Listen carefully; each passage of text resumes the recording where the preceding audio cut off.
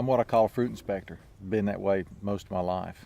And it really came about from deer hunting. And what I mean by fruit inspector is if I'm going to do something, if I want somebody to teach me, if I want to learn something from somebody, I'm going to inspect their fruit. I'm going to see if they've already accomplished what I want to accomplish. And the way I came to this was I was fortunate enough to take a deer my second day in the woods. I didn't have a clue what I was doing. I went to the woods terribly unprepared. I had way too many clothes on.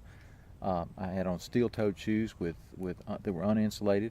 It was in the teens that day. The wind blew 20, 30 miles an hour, and I took a deer my second day in the woods under those conditions. I didn't have a clue what I was doing, but I was hooked. I loved it, and I wanted to do more of it. So I set out to start I continued to hunt. Well, here's what happened. It took me 11 years to get my second one, and a whole lot of those years were frustrating years. And the reason they were frustrating is because I was getting a lot of bad information.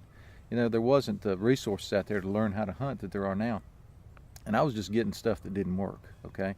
And what I said was, I'm going to find somebody that already has done what I want to do. I'm going to find somebody who has taken deer and seems to be proficient at it and seems to enjoy it. I found a friend that was willing to coach me and teach me, and I listened to him.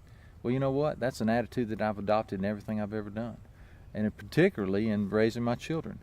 You know, I heard all my life that teenagers don't have any choice except to just be disrespectful.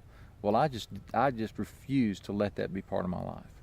So before I had children, I started noticing parents who had the kind of kids that I wouldn't want to have as teenagers and young adults.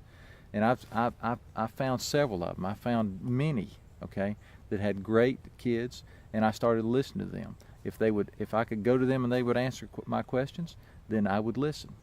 If I couldn't, I could observe from a distance. That's what I did, okay? But I was really fortunate, and I've learned so many things from those people. And you know what?